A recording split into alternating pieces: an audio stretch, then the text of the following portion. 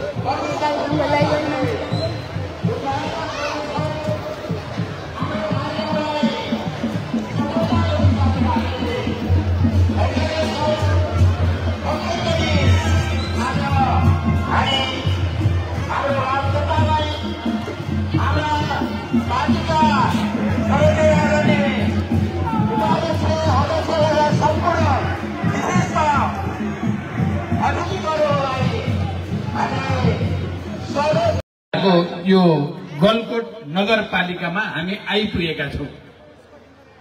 हामीले हुलाकी मार्ग केन्द्रित अभियान चलाउनुका पछाडिको उद्देश्य तराई मधेसमा खास गरी भारत बोर्डरको नजिक बस्ने नेपाली सबै जनसमुदायसँग, त्यहाँका मजदुर किसानसँग, त्यहाँका आदिवासी जनजातिहरूसँग, त्यहाँका दलित, महिला, मुस्लिम, थारू, मधेसी सबै जनतासँगको सम्बन्धलाई सुदृढ गर्नु, उनीहरूका समस्याको अध्ययन गर्नु, बुझ्नु, त्यहाँका व्यवसायी, बुद्धिजीवी, कर्मचारी, शिक्षक, नागरिक समाजका अगुवाहरूका सुझावहरू, टिप्पणी, आलोचनाहरू संकलन गर्नु थियो भने अहिले मध्य पहाडी लोकमार्गमा पनि हामी यस क्षेत्रका जनताका आवश्यकता के हुन्, समस्या के हुन् भन्ने कुरालाई केन्द्रित गर्ने उद्देश्यका साथ हामी यहाँ छौं। हामीले सुरुमा सोचेका थियौं हाम्रो अभियान माओवादी केन्द्रको मात्रै अभियान हुनेछ र हामीले माओवादी केन्द्रका जनता र साथीहरू, समर्थकहरूको मात्रै भेला हुनेछ भने सोचेका थियौं। तर हाम्रो सोच भन्दा फरक यो अभियान चाहिँ आम जनताको अभियान बन्न पुग्यो। त्यो जुनसुकै पार्टीसँग सम्बन्धित भए पनि, जुनसुकै संघ संस्थासँग सम्बन्धित भए पनि सबैको आशा र भरोसाको अभियान बन्न पुग्यो र यो अभियानलाई पार्टी केन्द्र जता जे भए पनि स्थानीय सरकारहरू, चाहे नेपाली कांग्रेसको, एमालेको या अरू पार्टीहरूको नेतृत्वमा भएका स्थानीय सरकारहरूले पनि हाम्रो अभियानलाई स्वागत अभिनन्दन गर्ने क्रम अगाडि बढ्दै गयो। जनतामा एउटा आशा अपेक्षा बढ्दै गयो र एउटा लहर जस्तो सृष्टि हुँदै गयो। तराई मधेसमा मात्रै झन्डै 8-10 हजार विभिन्न नेता कार्यकर्ताहरू पार्टीमा समाहित हुने क्रम पनि बढ्दै गयो र आम जनता यति बेला सरकारको केन्द्रको सरकारका काम कारबाहीबाट असन्तुष्ट छन्, निराश पनि छन्, एक ढंगले आक्रोशित पनि छन्। तर हाम्रो अभियानले जनतालाई पुरै निराश हुनबाट रोक्ने, उनीहरुमा एउटा आशा, एउटा भरोसा जगाउने काम गर्दै आएको छ र यो दुईटै राजमार्ग केन्द्रित गर्नुको हाम्रो राजनैतिक अर्थ पनि होला कि मार्ग पनि हामी मेरो नेतृत्वको सरकार भएको बेलामा दोस्रो पटक त्यो मार्ग अवरुद्ध भएको थियो, निर्माण कार्य रोकिएको थियो, त्यसलाई अगाडि बढाउने काम त्यतिबेलै सुरु भयो। त्यसकारण त्यो मार्गमा अगाडि बढ्नुको हाम्रो तात्पर्य कहीं न कहीं त्यस क्षेत्रका जनताको जीवन रेखा बनेको होला कि मार्गलाई पूर्णता दिनु र त्यस क्षेत्रमा रहेका झन्डै 1 करोड नेपालीहरू जो साह्रै धेरै गरिबीमा रहेको देखिन्छ, ती जनतासँग हाम्रो सम्बन्धलाई सुदृढ गर्नु थियो। त्यसको साथै त्यहाँ भएका शहीद परिवार, बेपत्ता परिवार, घाइते, अपाङ्ग, जेल नेल भएका हिजो परिवर्तन र क्रान्तिको लागि ती सबैसँग सम्बन्ध सुदृढ गर्नु थियो र हामीले कञ्चनपुरसम्म पुग्दा हाम्रो उद्देश्य जति राखेका थियौं त्यो भन्दा अझ राम्रोसँग सफल भयो। हामी पनि त्यसबाट उत्प्रेरित हुँदै गयौं र यो एउटा राष्ट्रिय अभियान बन्यो। मध्य पहाडी लोकमार्गको यो अभियान सुरु गर्दा बैतडीबाट हामी जब सुरु गर्यौं त्यहाँ बैतडीको पाटन नगरपालिकाबाट, त्यहाँ पाटन नगरपालिकामा यसको उद्घाटन गर्दा केही मौलिकता देखा परे मध्य पहाडीमा। त्यो हो नगरपालिकाले नै एउटा चाहिँ स्तम्भ, स्मृति स्तम्भ यो हाम्रो मध्य पहाडी लोकमार्ग अभियानको बारेमा बनाएर त्यो धेरै वर्षसम्म यसलाई स्मरण गरिराख्ने, यसबाट प्रेरणा लिइराख्ने काम उहाँहरूले गर्नुभयो भने त्यसै गरी हाम्रो यो सिङ्गो अभियान टोलीलाई सम्मान गर्ने, स्वागत गर्ने, अभिनन्दन गर्ने कामबाट सुरु भयो र अनि त्यहाँ सभा हामीले गर्यौं र यसको औपचारिक उद्घाटन बैतडीबाट गरियो र अनि डडेलधुरामा आउँदा त्यहाँका जनताका समस्याहरू, त्यहाँको कृषिसँग सम्बन्धित, पर्यटनसँग सम्बन्धित सबै चीजहरू, उद्योग व्यवसायसँग सम्बन्धित कुराहरू पनि हाम्रा धेरै अन्तर्क्रियाहरू भए, धेरै चीजहरू हुँदै गएर हामी अगाडि बढेर डडेलधुरामा एउटा सभा गर्यौं र अन्तमा हामी डोटी पुग्यौं। डोटीमा पुग्दा त्यहाँ पनि चाहिँ विविध कार्यक्रम सहित निकै उत्साहको साथ, निकै उमङ्गको साथ यो अभियान अगाडि बढ्यो र डोटीमा एउटा नयाँ परिघटना जस्तो पनि हुन पुग्यो। एउटा राष्ट्रिय दलित मुक्ति अभियान जसको संगठन 44 जिल्लामा विस्तारित भएको रहेछ, त्यो सिंगै पार्टी नै माओवादी केन्द्रमा समाहित भएको घोषणा डोटीबाट गरियो। आफैमा यो दलित मुक्ति आन्दोलनको लागि दलितहरूको हक अधिकारका दृष्टिले एउटा महत्वपूर्ण परिघटना भयो र अन्य कार्यक्रम गर्दै हामी अगाडि बढ्यौं। डोटीबाट हामी अछाममा गयौं। अछाम आफैमा एउटा ऐतिहासिक जिल्ला थियो र त्यहाँ कार्यक्रमहरू पनि दुईटा ठूला सभाहरू भए। एउटा चाहिँ अछामको साफे बगारमा, अर्को अछाम सदरमुकाम, त्यहाँ पनि राम्रो चाहिँ कार्यक्रमहरू गर्दै हामी अगाडि बढ्दै पछिल्लो चोटि रुकुम पश्चिम, रुकुम पूर्व र हिजो मात्रै रोल्पाको थबाङमा, तपाईहरुले पक्कै समाचार माध्यमबाट थाहा पाइसक्नु भएको छ, निकै विशाल सभाहरू ऐतिहासिक रूपले सम्पन्न गर्दै र त्यहाँका जनताका समस्याहरू, शहीद परिवार, बेपत्ता परिवारका समस्याहरू, सबै कुराहरू सुन्दै हामी यहाँ आइपुगेका छौं। आज बागलुङ जिल्लामा प्रवेश गर्दै गर्दा हामी यो पार्टी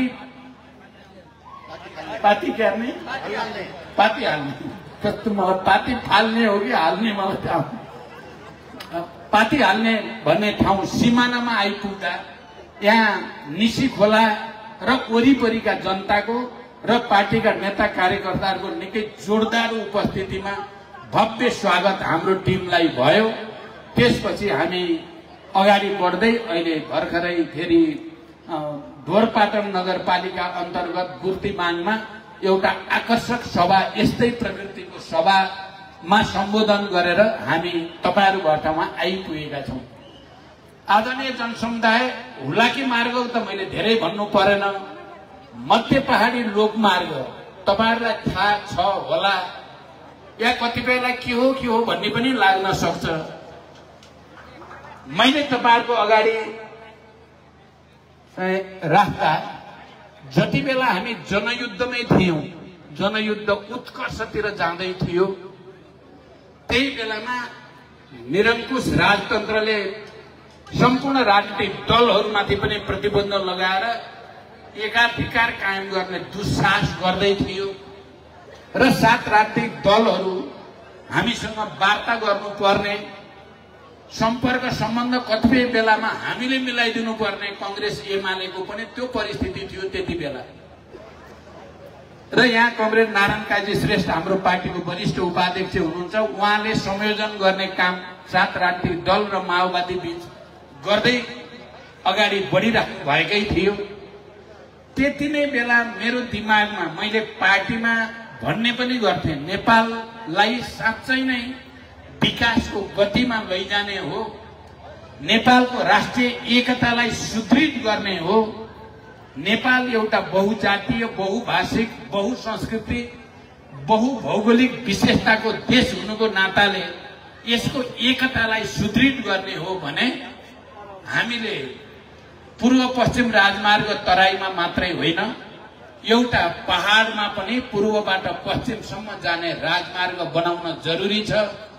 एउटा राजमार्ग हिमालको फेदीबाट पनि बनाउन जरुरी छ, हिमाली भेगका जनताको निम्ति, र एउटा चुरेको फेदीबाट बनाउन जरुरी छ। र तिनलाई जोड्नको लागि उत्तर दक्षिण कोरिडोर बनायो भने मात्रै नेपाली जनताको बीचको एकता पनि सुदृढ भएर जान्छ, यहाँको आर्थिक गतिविधि पनि गतिशील भएर जान्छ। पश्चिम हुम्ला, जुम्ला, मुस्ताङ, मनाङको स्याउ केही घण्टा भित्रै काठमाडौँ या देशका कुनै पनि भागमा पुग्न सक्छ। तराई मधेसको अन्नबाली पहाडका कुनै पनि ठाउँमा केही घण्टा भित्रै पुग्न सक्छ। विभिन्न जाति, भाषा, क्षेत्र, वर्ग, समुदायको बीचमा अन्तर्क्रिया र अन्तर संवाद घनीभूत रूपले अगाडि बढ्न सक्छ र अनि राष्ट्रिय एकता प्रवर्धन र सुदृढ संवर्धन हुँदै जान्छ भन्ने कुरा मैले युद्धमै हुँदाखेरि पनि पार्टीका साथीहरूसँग छलफल गर्ने गर्थे। तर त्यति बेला हामीले भनेर त यो अगाडि बढ्न सक्ने सम्भावना थिएन। शान्ति प्रक्रियामा हस्ताक्षर भइसकेपछि संयोग या भनौं नेपाली जनताको साथ समर्थनको कारणले हाम्रो पार्टी देशको सबभन्दा ठूलो पार्टी भयो, संघीय लोकतान्त्रिक गणतन्त्रको घोषणा भयो र त्यो संघीय लोकतान्त्रिक गणतन्त्र जसमा समावेशी र समानुपातिक सिद्धान्त पनि अन्तर्निहित हुने गरी घोषणा गरिएको थियो, त्यसको पहिलो प्रधानमन्त्री बन्ने अवसर हाम्रो पार्टीलाई र मलाई प्राप्त भयो। कारण मैले जे सपना हिजो युद्धकालमा देखेको थिएँ, यसरी नेपाल बनाउनु पर्छ र नेपालको एकतालाई सुदृढ गर्नुपर्छ, नेपाली जनताको बीचको भावनात्मक सम्बन्धलाई बलियो बनाउनु पर्छ भनेर जे कल्पना गरिएको थियो, सपना देखिएको, त्यही सपना नै मैले गणतन्त्र नेपालको पहिलो प्रधानमन्त्रीको हैसियतले मध्य पहाडी लोकमार्गको पहिलो प्रस्ताव 2065 मा मैले राखे। मन्त्री परिषदमा त्यो स्वतः नै पास हुने नै वाला थियो, पास भयो र मध्य पहाडी लोकमार्ग निर्माण प्रक्रिया अगाडि बढ्यो। आज म यो मध्य पहाडी लोकमार्गको यो भागमा बागलुङका तपाई आदरणीय जनसमुदायको अगाडि उभिएर बोल्दै गर्दा देशका सबै जिल्लाहरू जुन जुन जिल्ला भएर जान्छ यो मध्य पहाडी लोकमार्ग, त्यसमध्ये सबभन्दा लामो दूरी बागलुङ जिल्लामै छ। झन्डै 143 किलोमिटर लामो मध्य पहाडी लोकमार्गले पूर्वदेखि पश्चिमसम्म बागलुङलाई छिचोलेको छ। मलाई गर्व छ। म तपाईहरु सबैको अगाडि उभिएर भन्न चाहन्छु, यसले बागलुङ जिल्लाको लागि यसको एकता र समृद्धिको लागि एउटा जीवन रेखा लाइफ लाइनको काम गर्न सुरु गरि नै सकेको छ। झन्डै झन्डै बागलुङ भित्रको यो निर्माण कार्य सम्पन्न भइसकेको छ, केही मात्रै बाँकी छ। केही बाँकी छ भन्दा खास गरिकन मध्य पहाडी लोकमार्गमा एउटा सुरुङ मार्गको आवश्यकता, त्यसको लागि पनि डीपीआर भइसकेको छ। त्यसलाई छिटोभन्दा छिटो कार्यान्वयन गरेर त्यो सुरुङ मार्ग कम्प्लिट भएपछि बागलुङ जिल्लामा मध्य पहाडी लोकमार्ग बागलुङ जिल्लाका जनताको जीवन रेखाको रूपमा लाइफ लाइनको रूपमा यसले काम गर्नेछ। यो भन्दै गर्दा म तपाईहरु सबैलाई हाम्रो पार्टीको तर्फबाट मेरो तर्फबाट फेरि अभिनन्दन गर्न चाहन्छु। तपाईहरुको जीवनमा आर्थिक जीवनमा एउटा नयाँ सन्देश यसले दिएकै छ भन्ने म भन्न चाहन्छु। र यसले अस्ति म 5 थरमा पुगेको थिएँ। यसको सुरुवात 5 थरबाट भएको छ। 5 थरमा जहाँबाट मध्य पहाडी लोकमार्गको सुरुवात भएको छ त्यहाँ निकै ठूलो उत्साह, सायद तपाईहरुले चाहिँ सञ्चार माध्यममा हेर्नुभयो होला। मध्य पहाडी लोकमार्ग अभियानको अनौपचारिक चाहिँ उद्घाटन भनेर मैले त्यहाँ सम्बोधन गरेको थिएँ र त्यहाँको जनतामा पनि मध्य पहाडी लोकमार्गले हाम्रो आर्थिक जीवनमा हाम्रो समृद्धिको यात्रामा निकै ठूलो टेवा दिँदैछ भनेर त्यहाँका जनप्रतिनिधिहरूले त्यहाँको हाम्रो पार्टीको नेताहरूले पनि राख्नु भएको थियो। त्यसकारण आदरणीय जनसमुदाय, यो लोकमार्ग त बनेको छ। अब हामीले गर्नुपर्ने चाहिँ यो लोकमार्गको अधिकतम सदुपयोग गर्ने कुरा हामी सबैको जिम्मेवारी छ। हामीले कृषि उत्पादन वृद्धि गरेर त्यसको बजारीकरणको व्यवस्था मिलाएर, हुन त केही ठाउँमा साथीहरूले सुरु गरिसकेको कुरा पनि मैले सुनेको छु। उत्पादन र उत्पादकत्व खास गरी कृषिमा आधारित उद्योगहरू स्थापना गर्ने र त्यसको बजारीकरण गर्ने लगायत यहाँ जडीबुटीको पनि बाटामा आउँदै गर्दा 1500 बुटीवाला चाहिँ ठाउँको नाम पनि 1500 बुटी पनि रहेछ। यस्ता थुप्रै जडीबुटी प्रशोधन गरेर त्यसको बिक्रीबाट ठूलो आर्थिक आम्दानी गर्न सकिन्छ। त्यसै गरी बागलुङ जिल्ला पर्यटकीय दृष्टिकोणले पनि धेरै महत्त्वपूर्ण जिल्ला हो र अब यस्ता लोकमार्ग र अन्य कोरिडोरहरूले अब पर्यटन विकासमा पनि महत्त्वपूर्ण भूमिका खेल्न सक्दछन्। त्यसकारण त्यो आवश्यकता परिपूर्ति गर्नको लागि म सम्पूर्ण किसान जनसमुदायसँग कृषि क्षेत्रमा आधुनिकता ल्याउन, व्यावसायिकता ल्याउन, त्यसको उत्पादकत्व वृद्धि गर्नको लागि मल बिउ लगायत अन्य व्यवस्थापनमा सहजीकरण गर्न तपाईहरु सबैको भूमिका अगाडि जानुपर्दछ। नेपाल देशमा हामीले आत्मनिर्भर अर्थतन्त्र, हामी असाध्यै धेरै परनिर्भर हुँदै गएका छौं। हुँदै केही वर्ष अगाडिसम्म हामी खाद्यान्नमा आत्मनिर्भर थियौं। आत्मनिर्भर मात्रै होइन, हामीले खाद्यान्न निर्यात गर्थ्यौं 40-50 वर्ष अगाडिको कुरा सम्झिँदा।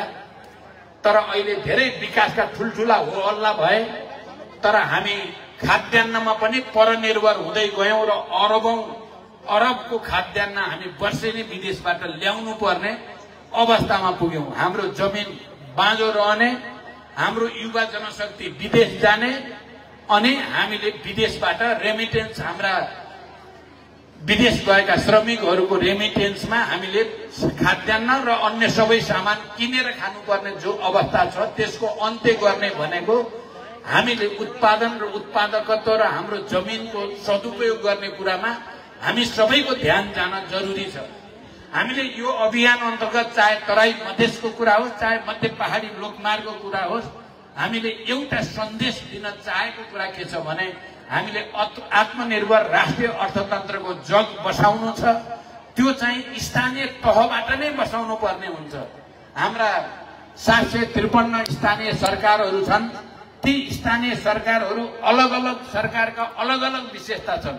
सबैमा एउटै छैन। कोही ठाउँमा खाद्यान्नको लागि उपयुक्त छ, कोही ठाउँमा फलफुलको लागि, कोही ठाउँमा पशुपालनको लागि, कोही ठाउँमा जडीबुटीको लागि, कोही ठाउँमा पर्यटनको लागि बढी सम्भावना भएका छन्। र आफ्नो क्षेत्रभित्रको सम्भावना पहिचान गरेर त्यसैमा केन्द्रित गरेर आत्मनिर्भर हुने, स्वरोजगार सृजना गर्ने, रोजगारी सृजना गर्ने काममा जोड दिन जरुरी छ। त्यसो गरियो भने हामीलाई विश्वास छ केही समयभित्र हामी फेरि खाद्यान्नमा आत्मनिर्भर हुनेछौँ।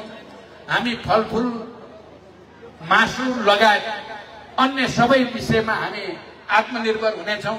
हामीले जडीबुटीबाट प्रशोधन गरेर त्यसलाई बजारीकरण गर्न सक्दा हामीले त्यसबाट ठूलो आम्दानी लिन सक्ने सम्भावना हाम्रा पहाडी जिल्लाहरू, हिमाली जिल्लाहरूमा त्यो सम्भावना प्रचुर मात्रामा छ। मैले धेरै ठाउँमा भन्ने गरेको छु। म भारत भ्रमणमा गएको बेलामा एकचोटि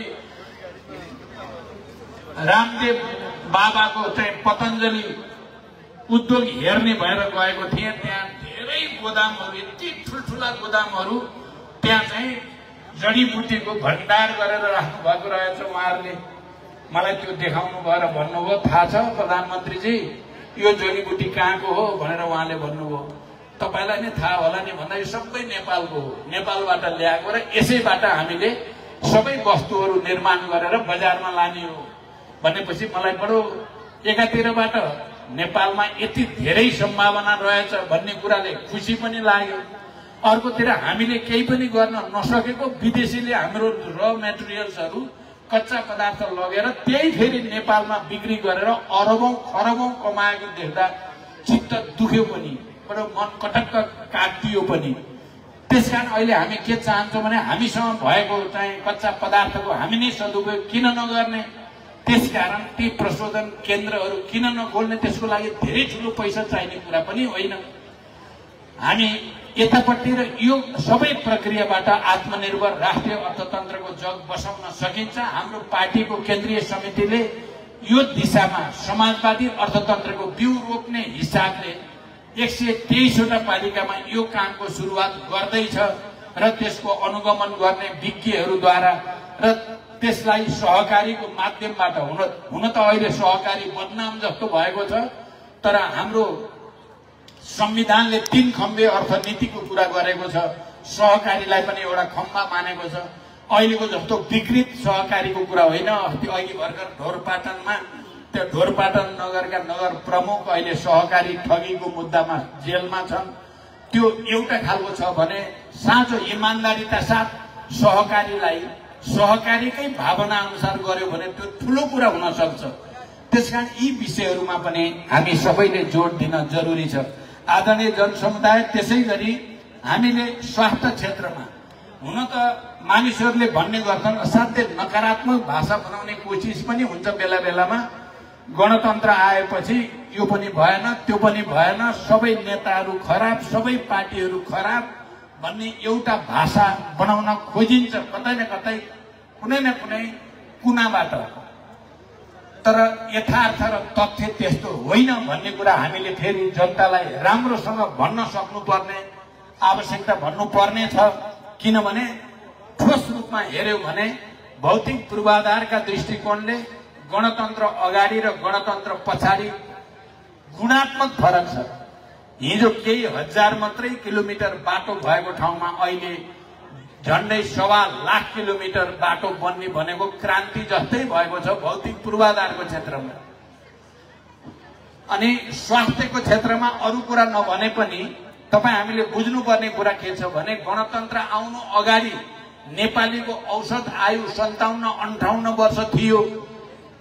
त्यो तथ्याङ्कमै देखिएको कुरा हो। अहिले 71-72 पुग्यो भने त्यो औसत आयु वृद्धिले के देखाउँछ भने गणतन्त्र पछि स्वास्थ्य क्षेत्रमा प्रगति हुँदैछ भन्ने कुरा प्रष्ट देखिएको छ। बाल मृत्यु दर पहिला कति थियो, अहिले घटेर एकदम कम भइसकेको छ। यसले पनि के देखाउँछ भने हाम्रो स्वास्थ्य क्षेत्रमा चाहिँ गणतन्त्र आएपछि सुधार भइरहेको छ। तर फेरि जनताको अपेक्षा अनुसार जति विकास र गतिविधि अगाडि बढ्नु पर्थ्यो त्यति बढेको छैन। त्यसमा पक्कै पनि हाम्रो संविधानमा केही चिजहरू कमी रहे। हामीले त्यति बेला यो परिवर्तन ल्याउन हजारौंको रगत बगेको छ, हजारौं बेपत्ता छन्, हजारौं घाइते अपाङ्ग छन्। त्यो सबैको त्याग र बलिदानबाट नै संघीय लोकतान्त्रिक गणतन्त्रमा त हामी पुग्यौं। तर यो संघीय लोकतान्त्रिक गणतन्त्रलाई स्थायी बनाउन र यसबाट प्रत्यक्ष जनताले परिवर्तनको अनुभूति गर्ने ठाउँमा पुर्याउनको लागि केही चिज सुरुमै मिलाउनु पर्ने थियो।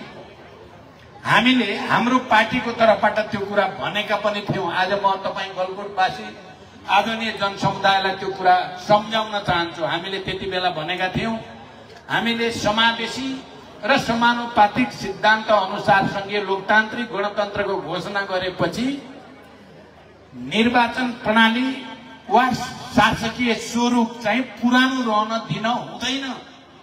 पुरानै रहन दिइयो भने फेरि त्यही विकृति जन्मिन्छ। त्यसकारण अब यो नयाँ संविधानलाई साँचो अर्थमा जनताको पक्षमा र परिवर्तनको अनुभूति हुने गरी जनतालाई महसुस हुन दिने हो भने हुनुपर्ने चाहिँ प्रत्यक्ष निर्वाचित कार्यकारी राष्ट्रपति हो। त्यसो भयो भने मात्रै अनि चुनावमा करोडौं खर्च गर्नुपर्ने स्थितिको पनि अन्त्य हुन्छ। जनताद्वारा निर्वाचित राष्ट्रपति या सरकार प्रमुखले आफूलाई अनुकूल हुने मन्त्रीहरू त्यो सांसद हुन नपर्ने व्यवस्था राख्नुपर्ने हुन्छ। जस्तो कयौं लोकतान्त्रिक देशहरूमा त्यो प्रणाली छ पनि। त्यसो भएपछि शिक्षा मन्त्री शिक्षामा राम्रो ज्ञान भएको, विज्ञता भएको, अनुभव भएको इमानदार व्यक्तिलाई शिक्षा मन्त्री बनाउन पर्यो। कृषि मन्त्री बनाउन पर्यो, कृषिमा राम्रो विज्ञता भएको, ज्ञान भएको मान्छेलाई कृषि मन्त्री बनाउन पर्यो। त्यसै गरी स्वास्थ्य मन्त्री स्वास्थ्य सम्बन्धी राम्रो विज्ञता भएको बनाउन पाउन पर्यो। अनि मात्रै यो देशमा स्थायित्व हुन्छ। निर्वाचन प्रणाली पनि यति खर्चिलो। एउटा स्थानीय निर्वाचनमा तपाईहरुले भोग्नुभयो होला, मैले त यही ढोरपाटनमा केही जनताले भनेको सुने, स्थानीय निर्वाचनमा 10 करोड खर्च गरे अरे। कोहीले 10 करोड खर्च गरेर जित्छन्, कोहीले 10 करोड खर्च गरेर हराउँछन्। फेरि अर्कोलाई हराउन पनि करोडौं खर्च गर्नुपर्ने यो सिस्टममा पनि हामीले सुधार गर्नुपर्ने छ। त्यसकारण आदरणीय जनसमुदाय, हामी सबै संविधान संशोधनतिर अब बिस्तारै 10 वर्ष पुगेपछि संविधानको समीक्षा गर्नुपर्छ भनेर हामीले त्यति बेलै संविधान सभाबाट संविधान घोषणा गर्न भनेका थियौं। 10 वर्ष पुग्यो, अब समीक्षाको बेला आयो। हामीले गम्भीर ढंगले संविधानमा के कमी रहे, के अपुग भए, के संशोधन गर्न जरुरी छ भन्ने कुरा र जनताको अधिकार खोज्ने गरी होइन, जनताको अधिकार थप्ने गरी विकास निर्माणलाई गति दिने गरी संविधान संशोधन गर्नुपर्छ र त्यसको समीक्षा सुरु गर्ने बेला भयो। म तपाईं आदरणीय जनसमुदायलाई, यहाँ उपस्थित सबै बुद्धिजीवी साथी, नागरिक समाज, राजनीतिक दलका प्रतिनिधिहरूलाई पनि गम्भीर समीक्षा सुरु गर्न र सुझावहरू केन्द्रित गर्न म अपिल गर्न चाहन्छु। त्यसले मात्रै देशमा फेरि एउटा विकासको नयाँ लहर जान सक्दछ। हाम्रो पार्टी र यो अभियानमा हामीले भनिरहेका छौं, एउटा नयाँ क्रान्ति, एउटा नयाँ चाहिँ आर्थिक क्रान्ति आवश्यक छ देशमा, एउटा नयाँ सांस्कृतिक क्रान्ति आवश्यक छ देशमा, एउटा नयाँ समृद्धिको अभियान आवश्यक छ देशमा भनेर नै हामी यो अभियानमा तराईदेखि पहाडसम्मका जनतालाई अपिल गर्दै हिँडेका छौं।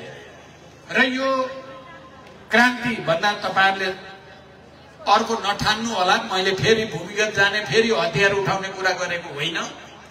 यो क्रान्ति हामीले शान्तिपूर्ण रूपले जनताको ताकतको बलमा पूरा गर्नुपर्ने छ, पूरा गर्न सकिन्छ। यहाँहरुलाई थाहा छ, हामी प्रतिनिधि सभामा संख्यामा यो पटक कम नै थियौं, कम नै छौं। तर पनि सरकारको नेतृत्व 18 महिना गर्दा हामीले भ्रष्टाचारका विरुद्ध रेकर्ड हुने गरी अभियान सुरु गरेकै हो। सायद मलाई लाग्छ हाम्रो वरिष्ठ उपाध्यक्षले यो बारे बोलिसक्नु भयो होला। हामीले सामाजिक न्यायको पक्षमा नेपालको इतिहासमा रेकर्ड हुने गरी काम सुरु गरेकै हो। नागरिकताको समस्या समाधान गर्न होस्, या मिटर ब्याज पीडितहरूलाई न्याय दिने कानून बनाउन होस्, या संरचना बनाउन होस्, या सामाजिक सुरक्षा कोषमा विदेशमा गएका लाखौं नेपालीहरूलाई आबद्ध हुने गरी अगाडि बढाउन होस्, हामीले महत्त्वपूर्ण काम सुरु गरेकै हो। हामीले अन्तर्राष्ट्रिय सम्बन्ध सुदृढ गर्न, हाम्रा छिमेकीहरूसँगको सम्बन्धबाट नेपाल र नेपाली जनताको हितमा काम गर्न पनि रेकर्ड हामीले बनाएकै हो। लामो हुन्छ, सबै व्याख्या गर्न गयो भने तपाईहरुले बुझिराख्नु भएकै होला। हामीले राम्रो काम गर्न खोजे बापत हामीलाई सरकारबाट हटाइयो। तपाईहरुले पक्कै यो कुरा महसुस गर्नु भएकै होला। हामीले नराम्रो काम गरे हुनाले कसैले हामीलाई हटाउने गरेको होइन। हामीले सुशासनको पक्षमा, सामाजिक न्यायको पक्षमा, आर्थिक समृद्धिको पक्षमा, अन्तर्राष्ट्रिय सम्बन्ध राम्रो गराउने कुरामा, भारत बंगलादेश नेपालको बीचमा विद्युत सम्झौता गराउने कुरामा, चाइनासँग सबै परम्परा नाका खोलेर हिमाली क्षेत्रमा बस्ने जनताको आर्थिक जीवनमा परिवर्तन ल्याउन थुप्रै थुप्रै कामहरू हामीले गरे बापत हामीले सरकार छोड्नु पर्ने परिस्थिति सिर्जना भयो। कसले गर्यो? तपाईहरुले झट्ट हेर्दा त कांग्रेस एमाले ठूला पार्टी भए, उनीहरुसँग संख्या धेरै भयो, त्यसकारण भने जस्तो देखिन्छ रूपमा। तर तपाई गहिरिएर हेर्नु भयो भने त्यो होइन। यो देशका दलाल पुँजीपतिहरू, अरबपतिहरूले कांग्रेस र एमालेलाई खरिदेका हुन्। विचार गर्नु होला। तपाईलाई मन नपरे मान्न पर्छ भन्ने छैन, तर मैले तपाईहरुको अगाडि भन्नै पर्ने हुन्छ। दलाल पुँजीपतिहरू, नोकरशाहहरू, बिचौलियाहरूले कांग्रेस र एमालेका नेतालाई खरिदे र हुनै नहुने कुरा गरिदिए। तपाई हामी सबै सचेत नहुने हो भने अझ ठुलठुला दुर्घटना हुन सक्छ यो देशमा। किनभने संविधानले र लोकतन्त्रको परम्पराले पहिलो र दोस्रो पार्टी मिलेर सरकार बनाउँदैनन् कहीँ पनि संसारभरि। तपाई हामीले हिन्दुस्तानमा कहीँ सुनेका छौं कांग्रेस आई र भाजपा मिलेर सरकार बनाए भन्ने कहीँ सुन्छौं हामीले? युरोपमा या अमेरिकामा अन्यत्र कहीँ पनि पहिलो र दोस्रो पार्टी मिल्दैनन्। त्यो लोकतन्त्र विरोधी कुरा हुन्छ। त्यसले प्रतिपक्ष कमजोर हुन्छ, लोकतन्त्र कमजोर हुन्छ भन्ने सिद्धान्तमा आधारित हुन्छ। त्यो सिद्धान्त मिचेर लोकतन्त्रको मर्म मिचेर कांग्रेस र एमालेले गठबन्धन गरे। पहिलो कुरा तपाई हामी सबैले गहिरो गरी बुझ्न जरुरी छ। दोस्रो कुरा, उनीहरूले बडो अपारदर्शी तरिकाले आफ्नै पार्टीलाई पनि जानकारी नदिइकन 4 जना मान्छे बाहेक 5 जनालाई थाहा छैन, त्यति अपारदर्शी तरिकाले लुके छिपेर गरे। त्यसकारण त्यसबाट पनि उनीहरूको लोकतान्त्रिक संस्कार बिल्कुल छैन, पारदर्शिता छैन भन्ने कुरा छान्नै देखिएको छ। तपाईहरुले पनि यसो विचार गर्नुभयो भने तपाईहरुले देखिसक्नु भएको छ। अनि त्यो पनि फेरि रातको 12 बजे 4 जना बसेर गरिएको छ। कसको घरमा? पार्टीका नेताहरूको घरमा, पार्टी कार्यालयमा होइन, बिचौलिया र दलालहरूका घर र होटलमा बसेर गरिएको छ। यसबाट पनि त्यो देखिन्छ। अर्को कुरा, लास्टमा सरकार बनाउने बेला उहाँहरूले संविधान पनि मिचिदिनु भएको छ। तपाईहरुले कतिको थाहा पाउनु भयो, विचार गर्नु भएको छ? हाम्रो संविधानको धारा 76 को चाहिँ 2 अनुसार बनेको सरकारले विश्वासको मत लिन सकेन भने सदनमा भएको सबभन्दा ठूलो दलको नेताको नेतृत्वमा सरकार बन्नुपर्छ भन्ने कुरा यदि तर कमा फुलिस्टप केही पनि नराखिकन भनेको छ संविधानले। मैले विश्वासको मत लिन अगाडि बढे, म असफल भएँ। म असफल भइसकेपछि स्वतः नै नेपाली कांग्रेसको नेतृत्वमा सरकार बन्नुपर्ने संवैधानिक व्यवस्था हो। तर यी भ्रष्टाचारलाई बचाउनु पर्ने, सुशासनका विरुद्ध जानुपर्ने भएका हुनाले र दलाल पुँजीपतिद्वारा खरिदिएका हुनाले उनीहरूले संविधानको त्यो भावना र मर्मलाई पनि किचेर जबरजस्ती दुईकै सरकार बनाए। आदरणीय जनसमुदाय, तपाई हामीले यो कुरा नबुझेर आवाज उठाएनौं भने भोलि दुर्घटना हुन सक्छ। संविधान यसरी नै मिचिँदै जान सक्छ। अघिल्लो पटक पनि एकचोटि सदन विघटन गर्ने, संविधान मिच्ने र पछाडि लैजाने देशलाई हरकतहरू भएका थिए र हामीले निकै ठूलो मेहनत र आन्दोलन, जनता समेतको लाखौं जनता सडकमा उतारेर त्यसको प्रतिवाद गरेको हुनाले मात्रै रोकिएको थियो। अहिले पनि त्यो स्थिति छ। त्यसकारण हामीले भनेका छौं कि सुशासन, सामाजिक न्याय र आर्थिक विकासका निम्ति माओवादी केन्द्र बलियो हुन जरुरी छ। तपाईहरुले विचार गर्नुहोला, माओवादी केन्द्रले नै देशमा हजारौंको बलिदानबाट र विस्तृत शान्ति सम्झौता हुँदै जनआन्दोलन समेतको बलमा संघीय लोकतान्त्रिक गणतन्त्र स्थापनामा नेतृत्वदायी भूमिका खेलेको हो र यो सिस्टम केही होला कि महिलाले पाएको अधिकार खोसिएला कि जनजातिले पाएको अधिकार खोसिएला कि दलितले पाएको अधिकार खोसिएला मधेसी आदिवासी थारू मुस्लिमले पाएको अधिकार खोसिएला कि भन्ने सबभन्दा बढी चिन्ता र डर कसैलाई छ भने त्यो माओवादी केन्द्रलाई नै छ।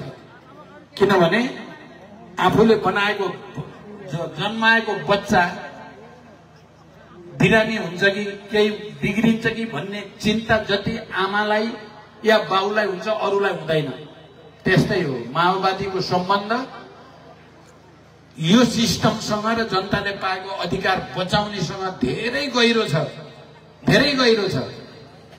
त्यसकारण हामीले अस्ति भर्खर यो अभियान चलाउँदै गर्दा महाराजाहरू राजावादी भन्नेहरूले फेरि एउटा वितण्ड देखाए काठमाडौँमा।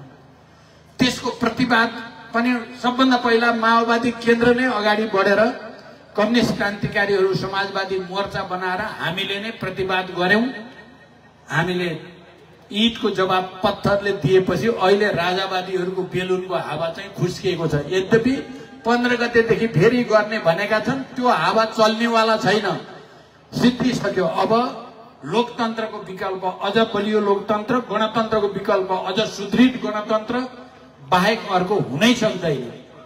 तर अहिले यथास्थितिवादी र प्रतिगामीहरूको जो चलखेल चलेको छ त्यसलाई रोक्नको लागि र देशमा आर्थिक विकासलाई गति दिनको लागि माओवादी केन्द्रलाई बलियो बनाउनुको कुनै विकल्प छैन। आदरणीय जनसमुदाय, म तपाईहरुसँग हार्दिक अनुरोध, म तमाम युवा विद्यार्थीहरू सबै नागरिक समाज बुद्धिजीवीलाई पनि अपील गर्नु, अर्को कुनै विकल्प छैन यति बेला नेपाल। माओवादी बलियो भयो, दलित बलियो भयो, माओवादी बलियो भयो, महिला बलियो भए, माओवादी बलियो भयो, जनजाति बलियो भयो, माओवादी बलियो भयो, मजदुर किसान बलियो भयो, माओवादी बलियो भयो, मधेस बलियो भयो, माओवादी कमजोर भयो भने फेरि फर्काएर देशलाई निरङ्कुशतातिर लैजाने खतरा हुन्छ। त्यसकारण म तपाईहरुलाई अपील गर्न चाहन्छु, हाम्रो हात अर्को पटकको निर्वाचनमा बलियो बनाउनु पर्दछ।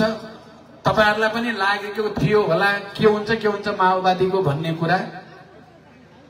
अहिले पछिल्लो चरण हामीले आत्मसमीक्षा गरेर हामी अब आफ्नै खुट्टामा उभिनु पर्छ। कांग्रेस र एमालेको खुट्टामा उभिनखेरि फाइदा उनीहरूले लिने, स्वर्ग नर्कका कुरा गरेर ढाँट छल छाम बाहेक केही पनि नभए हामी त सोझा लाटा, धेरै सोझा छौं। जस्तो तपाईहरु हुनुहुन्छ, जनता भनेको सोझो हुन्छ, हामी त्यस्तै छौं। तर कांग्रेस एमाले त्यस्ता छैनन्। अगाडि एउटा कुरा गर्छन्, पछाडि अर्को। त्यसकारण यो पटक तपाईहरुले पनि विचार गर्नुपर्छ। मलाई लाग्छ गर्नु भएको छ। हामीले यो अभियान अन्तर्गत त्यो महसुस गरेका छौं। त्यसो भयो भने यो देशमा छिटै धेरै चीज गर्न सकिन्छ। यो अपील तपाईहरुसँग गर्न चाहन्छु। अब यहाँ अहिले राजनीतिक दलको तर्फबाट यहाँका स्थानीय राजनीतिक दलले सामूहिक रूपले यहाँ एउटा ज्ञापन मलाई दिनुभएको छ, माग पत्र भनेर। त्यो माग पत्रमा मुख्यतः 4वटा कुरा, एउटा इलाका प्रशासन सम्बन्धमा भन्नुभएको छ। मैले तपाईहरुको अगाडि के भन्न चाहन्छु भने 18 महिनासम्म हामी गृहमन्त्री हाम्रो वरिष्ठ उपाध्यक्ष हुँदा पनि गलकोटमा, यो गलकोट पहिलाको जमानाको त राजाको राजधानी पनि हो, अनि यो एउटा महत्त्वपूर्ण नगर पनि हो र यहाँको जनसंख्या सबै हिसाबले यहाँ कम्तीमा इलाका प्रशासन कार्यालय चाहिन्छ, एउटा सेवा केन्द्र चाहिन्छ भन्दा भन्दै र अगाडि बढाउन खोज्दा खोज्दै यहाँका राजनीतिक दलहरूले गर्दा खोज्दै त्यो पूरा भएको छैन। म तपाईहरुलाई के विश्वास दिलाउन चाहन्छु भने हामी अहिले भर्खरै ढोरपाटनमा, हाम्रै पालामा ढोरपाटामा सेवा केन्द्र स्थापना भयो। अब गलकोटमा पनि सेवा केन्द्र स्थापना गर्ने कुरामा माओवादी केन्द्र सम्पूर्ण रूपले लाग्ने विश्वास तपाईहरुलाई दिलाउन चाहन्छु। सुरुङमायाको कुरा मैले भनि नै सके। नगर अस्पताल त्यसलाई सुदृढ गर्ने कुरा र गलकोट बहुमुखी क्याम्पसको स्तर उन्नति गर्ने कुरामा सबै राजनीतिक दलले सामूहिक रूपले जो माग पेश गर्नु भएको छ, यसलाई हामीले गर्न सक्ने भनेको प्रतिपक्षी दलको नेताको हैसियतले मैले सदनमा पनि यी कुराहरूलाई जोड दिएर उठाउन सक्छु, म उठाउने छु। सरकारलाई दबाब दिन पनि सकिन्छ, हाम्रो सिङ्गै टिम त्यो दबाब पनि दिनेछ र जरुरी पर्यो भने यसलाई सडकको विषय बनाएर हामी सबै मिलेर सडकबाट दबाब दिनुपर्ने पनि हुन सक्छ। त्यसको निम्ति पनि तपाईहरुलाई अपिल गर्दै यो मध्य पहाडी लोकमार्ग केन्द्रित हाम्रो जागरण अभियानमा तपाईहरुको उत्सुकता, तपाईहरुको धैर्यता, तपाईहरुको सक्रियताको निम्ति अभिवादन भन्दै र अन्तिममा मैले शहीद तथा बेपत्ता योद्धा परिवार बारे केही भन्नु छ। अहिले पछिल्लो चोटि सरकारले सबै जनयुद्धका शहीदहरूलाई पनि, बेपत्ता योद्धाहरूलाई पनि राष्ट्रिय शहीद घोषणा गरिएको छ। त्यो अब कसैले उल्ट्याउन सक्ने स्थिति छैन।